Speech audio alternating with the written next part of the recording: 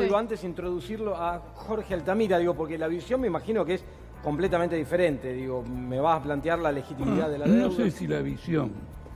Acá hay hechos que no son como se los relata. La deuda que Vidal le deja a Kicillof fue votada por el peronismo, que era mayoría en la legislatura, en diputados y en senadores de la provincia de Buenos Aires. Todo el mundo se olvida de eso. Todo el mundo se olvida que Macri no tuvo mayoría ni en la provincia, ni en la ciudad, ni en el Congreso Nacional. De modo que este nivel de cesación de pagos está fabricado entre las dos fuerzas políticas mayoritarias.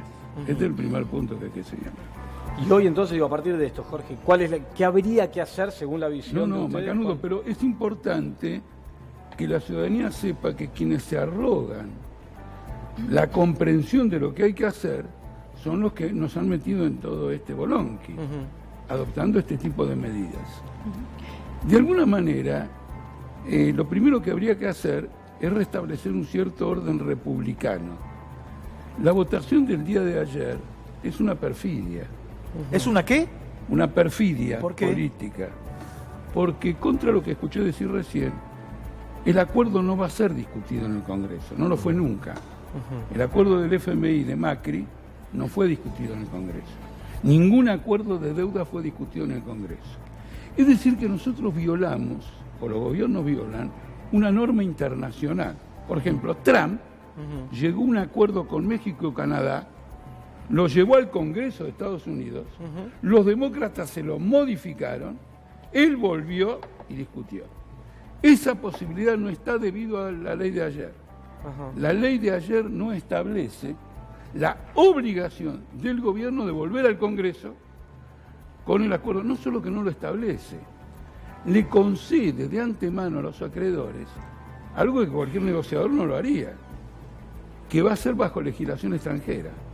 Le pide autorización para acordar una prórroga de legislación extranjera en el canje de bonos, que va a ser la consecuencia, digamos, de un acuerdo. Quiero hacer una pregunta al diputado. Hay que poner dos matices. Sí. El primer matiz es que canjeamos bonos que ya están bajo legislación extranjera por nuevos bonos bajo legislación extranjera.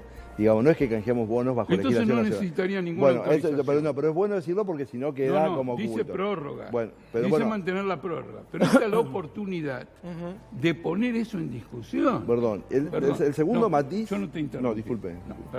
No interrumpí. Por lo tanto, lo ocurrido ayer es un asunto muy serio, violando todo lo que es la práctica internacional, los acuerdos que firma el Poder Ejecutivo, que establece el Poder Ejecutivo, no son discutidos después en el Congreso. Esto es extremadamente serio. No solo eso, no solo habla de la prórroga de la legislación extranjera, que es el arma más poderosa que tienen los acreedores contra Argentina, también prevé que las consecuencias de gastos que pueda provocar ese acuerdo se incorporan al presupuesto nacional. Quiero hacer una pregunta al diputado Ketlas. Tengo el proyecto de ley que ustedes votaron ayer, digamos, acá. Y el otro tema es el siguiente, ¿cuál es la prioridad del país? Este informe gravísimo que diste sobre salarios es peor todavía. Por ejemplo, no es lo mismo un salario de un empleado formal que el de informal. Sí, claro. El informal mostramos cayó mucho más fuerte. Cayó más, pero no es lo mismo. Cayó más de lo que vos ponés. ¿Por qué?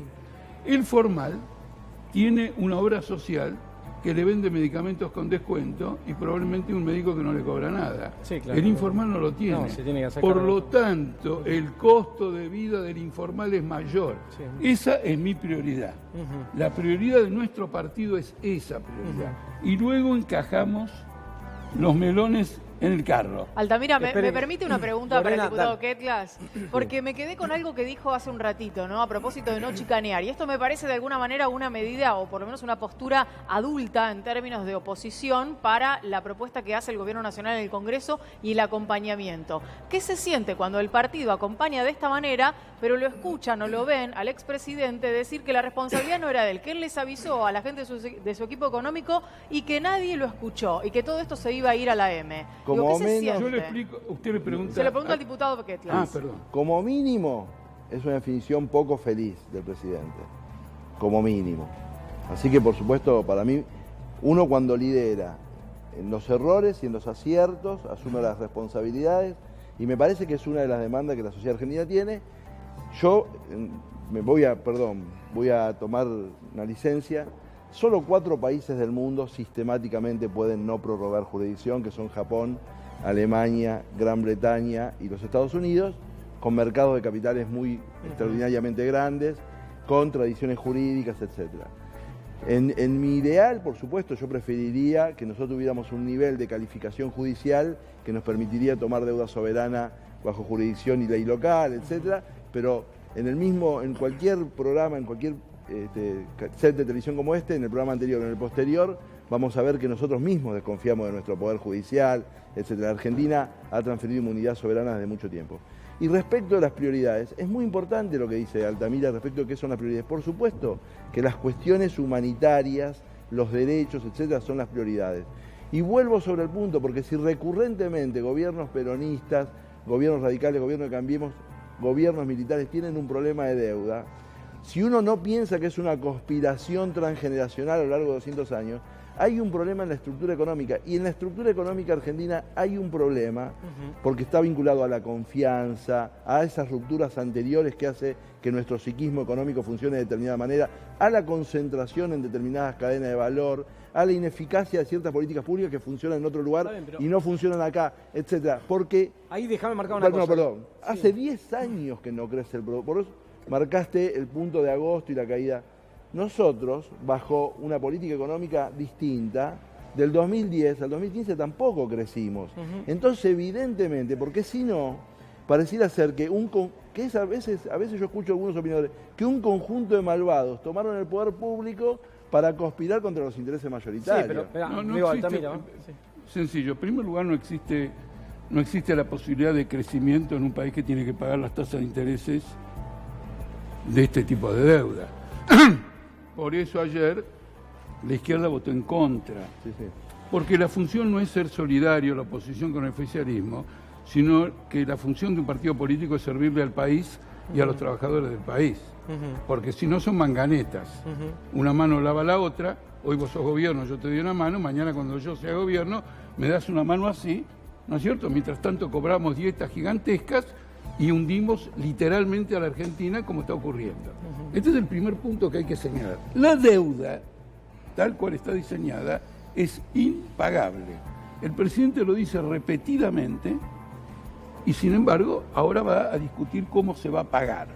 No solo es impagable, los acreedores le han dicho que para saber si algún día la va a pagar se necesita la supervisión del FMI. La supervisión del FMI significa que estos trabajadores que vos tenés acá no van a salir de este pozo nunca más. Bueno, supuestamente el gobierno lo que dice es que se plantó frente al Fondo Monetario y le dijo, vamos a explorar una alternativa.